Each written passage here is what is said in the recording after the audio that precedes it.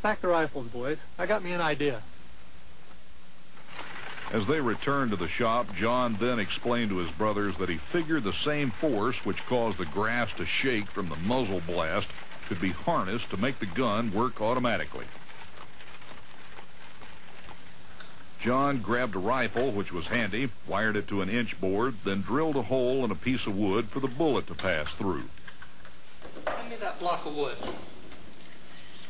Now, if my theory is correct, the muzzle blast should send that block of wood hell-winding. He figured that the block of wood close to the end of the barrel would demonstrate his theory.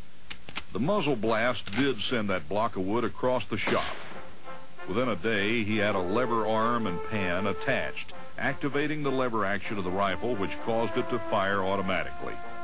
The original prototype, without the lever, shows the crude hammer marks where he affixed a flapper and pan to the end of a .73 Winchester. By 1890, John filed a patent for the gas-operated automatic machine gun.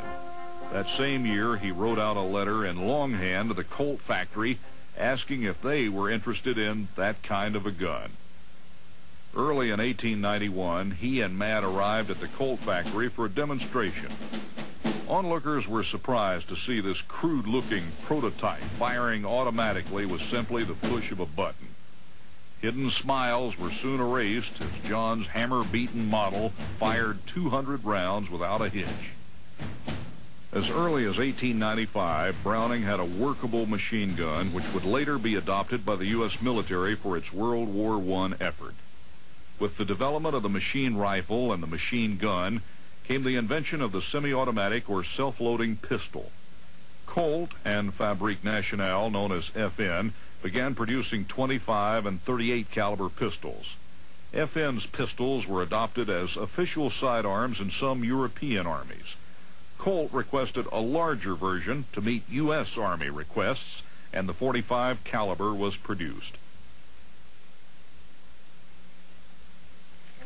In 1906, the .45 caliber pistol was submitted to U.S. Army Ordnance for review.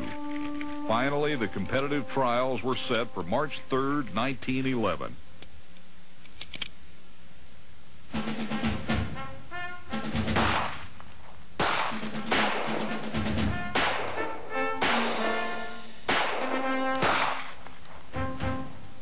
$6,000 rounds were to be fired through each pistol under consideration, in series of 100s, cooled for 5 minutes, then fired again.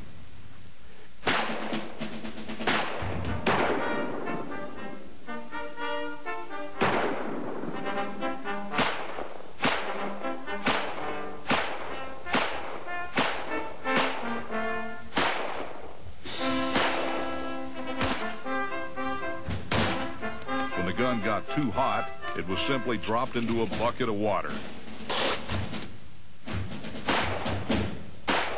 The trials ran through 2 days of firing. 3 cheers for Mr. Browning. The pistol became the first automatic arm to make a perfect score in government trials. While military demands brought about some incredible weapons, they have also helped to improve different kinds and styles of sporting firearms. And just like early European firearms ownership, expensive forms of gun ownership have maintained appeal. In Liège, Belgium,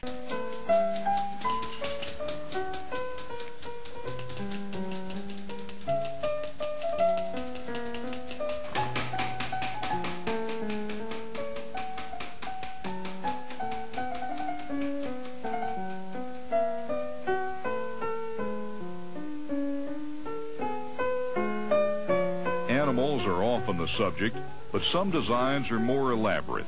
Gold inlay, the history of an empire, a tribute to a great man, commissioned royal gifts to heads of state. Anywhere from a full day to 175 days are required in the engraving of one firearm. Special commission pieces will sell for tens of thousands of dollars.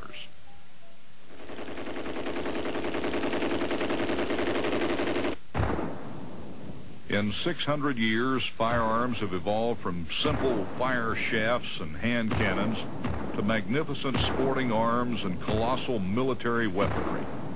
The basic principles, however, are the same. Projectile, which is aimed at a target. From simple weapons to hand-carved and engraved works of art, the firearm has had a very remarkable and enduring evolution which continues today. Think of it. Just a few centuries ago, a firearm sometimes meant life or death to our ancestors. Today, they are a chosen luxury with which we can hunt or participate in shooting events. Let us all do our part to act responsibly and ensure the preservation of this rich heritage and legacy.